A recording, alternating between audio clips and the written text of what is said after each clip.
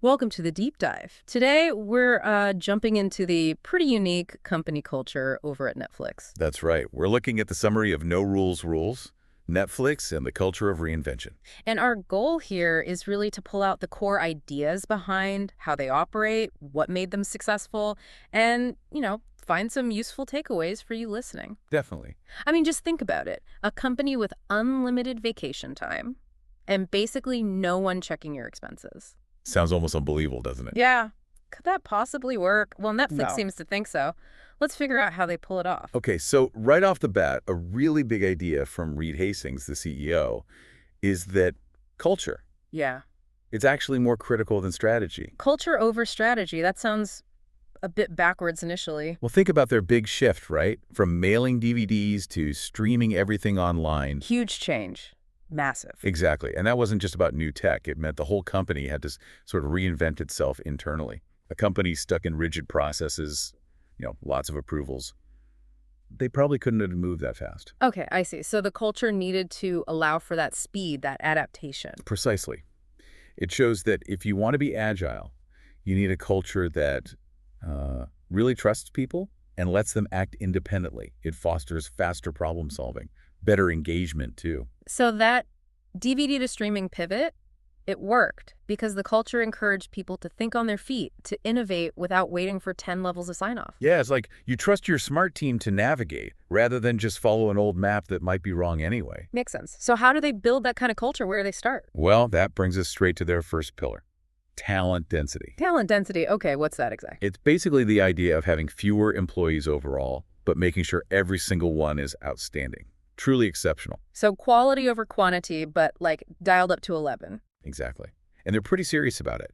The summary talks about how they realized that even keeping adequate or good enough performers, it actually drags down the whole team's performance. Ouch. That sounds harsh.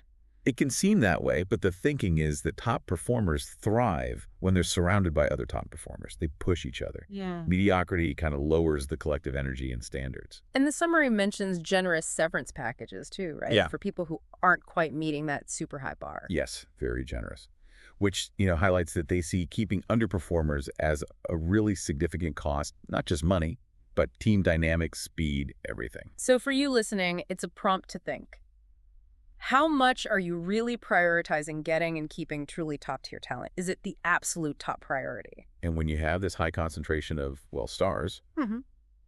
it enables the next piece. Which is radical candor. Radical candor. Heard that term before? It sounds intense. It is, in a way. But the idea is when you've got these exceptional people, you expect them to be able to handle direct, honest feedback and give it to. So no beating around the bush. Pretty much. The core idea is care personally, challenge directly. It's meant to be constructive, coming from a good place. Okay, so it's not just license to be critical. Definitely not. The guidelines are clear. Feedback needs to be helpful, it needs to be actionable, and it's about the work, not a personal attack. And people are expected to receive it openly, like a gift. I think the summary used that word. Exactly, like a gift, something that helps you grow. They even do these 360 feedback sessions. Right, where you get feedback from everyone, peers, managers, direct reports. Sounds pretty comprehensive. It is. But the payoff is supposed to be super fast learning and continuous improvement across the board. It feeds that agility we talked about. Okay, so you've got high talent density, people giving and getting really direct feedback. What does that allow them to do differently? Well, this is where those crazy policies come in. Like no vacation tracking and no real expense approvals. Right, the things that sound like total chaos waiting to happen. How do they avoid that? They replace those kinds of controls with something else, context. Context. Okay, explain that. So instead of a rule book for everything, leaders put a huge amount of effort into explaining the why. The why. Yeah. What are the company's big goals right now? What are the strategic priorities? What are the potential risks we're facing? What trade-offs are involved in this decision? Ah, so you give people the bigger picture. A really clear, detailed, bigger picture. Yeah. And then you trust them, armed with that context, to make smart decisions, to act like owners. There was that example in the summary, right? The executive spending a lot on a trip to Tokyo without approval. Yeah, like $100,000 or something. But because he understood the context, the potential deal, the strategic importance, he made the call. And apparently, it paid off big time for Netflix. Wow. So it's a fundamental shift away from controlling people's actions towards empowering them with information and trust. Exactly. And that trust isn't just blind faith. It's built on that foundation of having hired top talent in the first place. That talent density thing again? It keeps coming back, doesn't it? It underpins everything. They assume employees are responsible adults who want to do great work. And they back that up with transparency and stuff. Yeah, the summary mentions giving employees access to financials, strategy documents, things often kept pretty close to the chest in other companies. So you give people freedom, information. Accountability. Yeah. That's the flip side. You own your decisions, your successes, and importantly, your mistakes. You learn from them. It sounds like a really positive feedback loop when it works. Hire great people, trust them, they deliver, which builds more trust. That's the idea. It's very different from traditional command and control management. Okay, but what happens when Netflix goes global? Culture isn't the same everywhere. Does radical candor work in, say, Japan? That's a great point, and they definitely ran into that. The summary talks about needing global flexibility. Erin Meyer, who co-wrote the book, is an expert on cross-cultural communication. So they had to adapt. They did. The core values like honesty, accountability stay the same, but how they're expressed might change. Can you give an example? Sure. In Japan, for instance, really direct feedback can be seen as, well, disrespectful. So they learn to give feedback more indirectly, maybe starting with more positive points, kind of warming up to the critique. Softening the delivery but keeping the message clear. Exactly. Or in Brazil, where hierarchy is maybe more ingrained, they might adjust how directness is perceived and delivered compared to, say, the Netherlands. So it's not one size fits all. Keep the principles, but tweak the practices. Precisely. Culture needs nuance, especially globally. So in this kind of environment, what does being a leader even look like? If you're not approving things and enforcing rules, what's your job? Yeah, it changes the role quite a bit. Leaders become less like supervisors and more like inspirers, context setters, problem solvers. So setting the vision, making sure everyone has that context we talked about. Absolutely. And modeling the behavior. The summary stresses leaders being transparent, even about their own mistakes. That builds trust, I imagine. Huge trust. Also, actively encouraging people to disagree, to push back on ideas, not wanting yes men. And hiring people smarter than themselves. That's a big one. Constantly raising the talent bar. So leaders focus on the why, empowering their teams to figure out the how.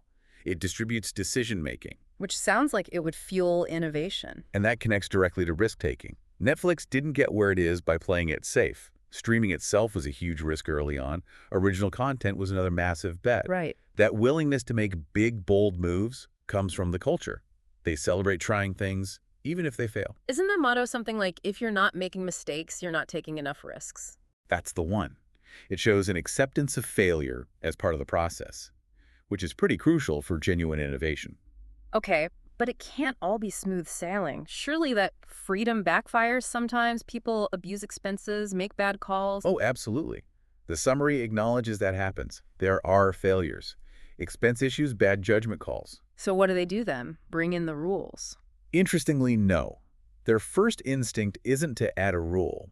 It's usually to double down on communication and context. How so? They analyze the mistake. Was it because the person didn't have the right information? Did they lack a certain skill? Or was it, a lapse in judgment? So diagnose before prescribing. Exactly. And they distinguish between honest mistakes, which are learning opportunities, and, say, repeat offenses or patterns that suggest maybe the person isn't a good fit for the culture after all. So the problem isn't the freedom itself, usually, but maybe a misalignment. That's the perspective they seem to take. Is the person aligned with the level of responsibility and the core values? Which leads to the big question. Can any company do this? Is this Netflix way transferable? The summary suggests probably not wholesale. It seems to require some specific preconditions. Right. Like that really high talent density we keep mentioning. Plus, employees need a certain level of emotional maturity to handle the radical candor. And you need people comfortable with ambiguity and, constant feedback. Okay, so it's not a simple plug-and-play model. You can't just copy it tomorrow. Likely not. Yeah. But that doesn't mean there aren't valuable lessons for almost any organization. Right. What are some practical takeaways for someone listening, even if they can't go full no rules? Well, definitely the focus on hiring and keeping top talent, That's almost universally applicable. Prioritize talent. Got it. Also, the idea of replacing approvals with context. Maybe you can't get rid of all approvals, but could you replace some with better, clearer communication about the goals and constraints? Give people the why more often. Exactly. And fostering more frequent, direct feedback. Maybe not radical candor everywhere, but certainly more honest conversations. And fundamentally trusting people more. Assuming good intent. Yes. Trusting people to make good decisions when they're informed and motivated. That's a powerful principle. It really comes back to that quote from Hastings you mentioned. Lead with context, not control. Inspire with vision, not rules. Yeah, that sums it up pretty well. So just to kind of wrap the key themes, it's about maximizing talent density, embracing really honest feedbacks, swapping control for context and trust, and being willing to take calculated risks. All built on the belief that smart people, given freedom and information, will do amazing things. That's the core bet they're making. So for you listening, maybe think about your own work, your own teams. Where could injecting a bit more trust or clearer context or more open feedback make a difference? Yeah, where could those principles apply? And that leads us to maybe a final thought to leave you with. As we see more and more emphasis on things like agility and employee autonomy everywhere, what do you think are the biggest hurdles, the real roadblocks, to building a culture with that kind of high trust and radical candor? And maybe more importantly, how could we start to overcome them?